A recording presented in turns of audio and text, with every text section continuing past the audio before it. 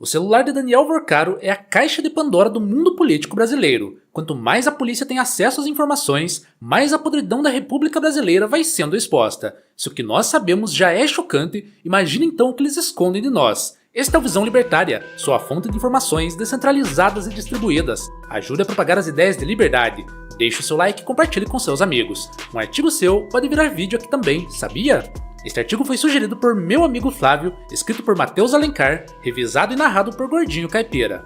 Parece que a toca do coelho do Banco Master não tem fim mesmo. Se com eles tentando a todo custo esconder os podres desse caso ainda ficamos sabendo de muita coisa absurda, imagine se estivéssemos em um país sério que realmente investiga políticos e ministros bandidos. Há não muito tempo, vimos o escândalo do Banco de Worcaro se expandir além das fronteiras do STF e chegar ao entorno do presidente da República, através do ministro Lewandowski. A partir daí, o que antes era tratado como um problema restrito a ministros do STF passou a exigir movimentos mais explícitos de Lula, e foi justamente nesse contexto que veio à tona a informação de que Lula teria comentado, de maneira informal, que talvez fosse melhor Dias Toffoli deixar o STF. Qualquer pessoa que não esteja embriagada pela ideologia percebe, a essa altura do campeonato, o quanto ministros do Supremo estão atolados até o pescoço nesse caso. Os fatos estão cada vez mais escancarados. As quantias milionárias, as relações pouco republicanas entre magistrados, familiares de magistrados e um banco que, curiosamente, parece orbitar sempre os mesmos nomes.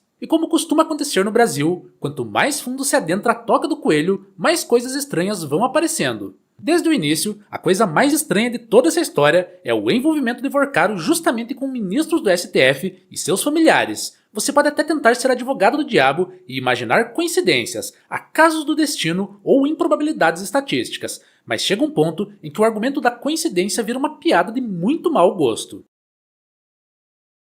É sempre alguém muito próximo do poder, sempre alguém com influência, sempre alguém que, em tese, deveria estar distante de qualquer relação desse tipo. O caso do Master ganhou a atenção do público quando saíram as notícias do envolvimento de Alexandre de Moraes e sua esposa. Os valores elevados, muito fora da realidade da advocacia no Brasil, causaram espanto em muita gente e deixaram muitas dúvidas e conjecturas no ar. Mas apesar do grande volume de dinheiro que envolve Moraes e sua esposa Viviane, o ministro que realmente parece enterrado até a cabeça nesse caso é Dias Toffoli. Se há alguém que deitou e se lambuzou nessa lama do Banco Master, esse alguém atende pelo nome de José Dias Toffoli. E como estamos no Brasil, o país da improbabilidade, eis que surge mais uma coincidência, o sorteio do STF. Ah, o sorteio, esse mecanismo quase mágico que na teoria garante imparcialidade, mas na prática entrega resultados muito convenientes para os ministros. Pois não é que o caso do Banco Master acabou caindo justamente nas mãos de Dias Toffoli? O mesmo Toffoli que aparece reiteradamente ligado ao caso. Se você acredita em destino, karma ou forças ocultas do universo, talvez esse seja um ótimo exemplo. Agora, se você é apenas um cidadão desconfiado dessa casta de parasitas, é difícil não rir diante de tamanha sorte. Como se não bastasse, há ainda a polêmica envolvendo o resort ligado à família de Toffoli, um empreendimento que por si só já renderia bons questionamentos, mas que fica ainda mais nebuloso quando colocado lado a lado com as informações sobre o Banco Master. Tudo parece se conectar de forma perfeita, como peças de um grande quebra-cabeça que ninguém no poder parece estar disposto ou ter a coragem de montar até o fim. Mas se até aqui, por motivos que não consigo nem imaginar, você ainda acreditava que Toffoli não estava envolvido diretamente e portanto não teria problema do caso Master cair em suas mãos para julgar, a mais recente notícia envolvendo seu nome com certeza vai te fazer mudar de ideia. No dia 11 de fevereiro, a Polícia Federal enviou ao ministro Edson Fachin, presidente do STF, um material de perícia do celular de Daniel Worcaro, no qual o nome do ministro Dias Toffoli foi amplamente citado em conversas. Com base nisso, a Polícia Federal pediu que o ministro se declarasse suspeito e deixasse o caso do Banco Master. O gabinete de Toffoli, claro, reagiu e disse que a polícia estaria fazendo isso com base em ilações e que não tinha competência para fazer tal pedido. Agora vamos fazer um rápido exercício de lógica. Vamos imaginar que tipo de conversa envolveu o nome de Dias Toffoli. Imaginemos que Worcaro estava falando do cabelo de Dias Toffoli, que ele estava especulando qual gel ele usa, ou se fica mais bonito penteado para o lado ou para trás. Será que essa conversa moveria a PF a pedir o afastamento do ministro do caso? Certamente que não. Ou então, imaginemos que estavam falando sobre Toffoli ser palmeirense e como isso causaria rivalidade entre ele e Moraes, que é corintiano. Será que esse tipo de conversa seria motivo para a PF mandar esse material para Fachin e pedir o afastamento do juiz? Eu sinceramente acredito que não. Por lógica, só podemos concluir que o tipo de conversa em que o nome do ministro indicado por Lula está envolvido é coisa comprometedora, coisa suja, coisa feia. Nesse circo que é o Brasil, talvez nem isso seja motivo para tirar Toffoli e seus sigilos de cima da papelada do Master. Mas que ele, e também por tabela o próprio STF, perdem cada dia mais a credibilidade com o povo, isso perde.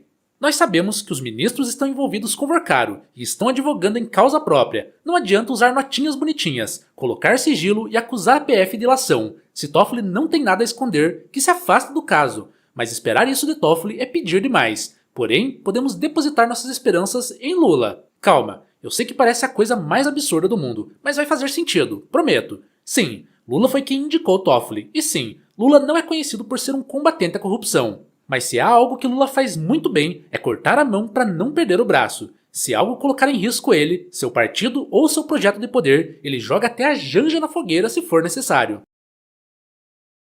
Quando veio à tona a informação de que Ricardo Lewandowski, já ocupando o cargo de ministro no governo Lula, teria recebido 5 milhões de reais do Banco Master por meio de seu escritório, a coisa começou a ficar próxima demais do presidente. Estamos falando de alguém que já integrava o governo, alguém com acesso direto ao poder. Alguém cuja imagem pública foi sempre cuidadosamente construída como a de um jurista respeitável. A partir desse ponto, o cerco começou a se fechar em volta de Lula, e foi justamente nesse momento que o presidente passou a pressionar pela queda de Toffoli. Segundo relatos, Lula teria mencionado, em conversas reservadas, que considerava melhor que Toffoli deixasse o STF. Nada muito formal, nada anunciado publicamente, mas o suficiente para que a mensagem circulasse entre jornalistas e nos bastidores de Brasília. E se antes Lula já queria a saída de Toffoli, agora, com seu nome aparecendo em conversas comprometedoras no celular de Vorcaro, a saída do ministro é ainda mais conveniente para Lula. A saída de Toffoli ajudaria Lula em vários aspectos. Primeiro, afastaria o caso do Banco Master da figura do presidente. Ao empurrar Toffoli para fora da cena, Lula tenta criar a impressão de que o problema está sendo resolvido lá, longe do Planalto. Segundo, cria a falsa ideia de que o presidente estaria combatendo a corrupção, tomando medidas duras contra o ministro que ele mesmo indicou. Terceiro, essa movimentação ajuda a desviar a atenção do escândalo do INSS, que também ronda o governo e ameaça causar grandes estragos políticos. E quarto, abre-se a possibilidade de Lula indicar outro ministro, mais jovem, com aparência de ficha limpa, sem as máculas que hoje acompanham Toffoli, tal qual uma fralda suja que se troca para evitar que o mau cheiro se espalhe.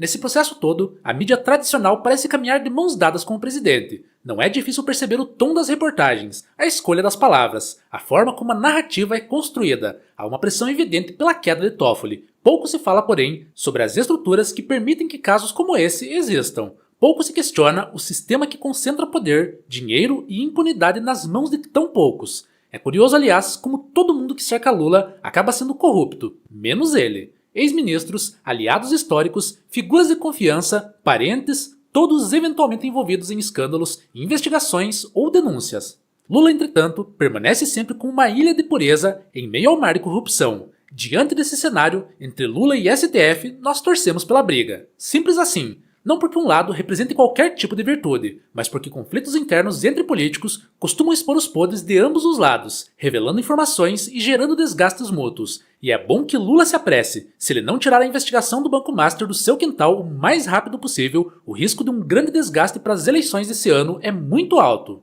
Escândalos financeiros têm esse efeito inconveniente de grudar na imagem de quem está no comando, independentemente do esforço para se desvincular deles. A tentativa de empurrar Toffoli para fora do STF pode até funcionar como um movimento tático de curto prazo, mas não garante que o problema de Lula desaparecerá. No fim das contas, toda essa abominação escancarada, ridícula, revoltante e praticada sem o menor medo de consequências só é possível porque existe um sistema chamado Estado. Um sistema cuja função real não é trabalhar em prol do cidadão comum, mas sim roubar o dinheiro de quem produz algo de valor e redistribuí-lo entre Toffoli, Moraes, Lula, Vorcaro, Lewandowski et caterva. E é por isso que nós afirmamos que enquanto o Estado existir nesse formato, esses esquemas continuarão acontecendo. Precisamos que o Estado acabe de uma vez para que cada um de nós possa ser dono daquilo que produz, sem ter que sustentar esse bando de bandidos travestidos de autoridade.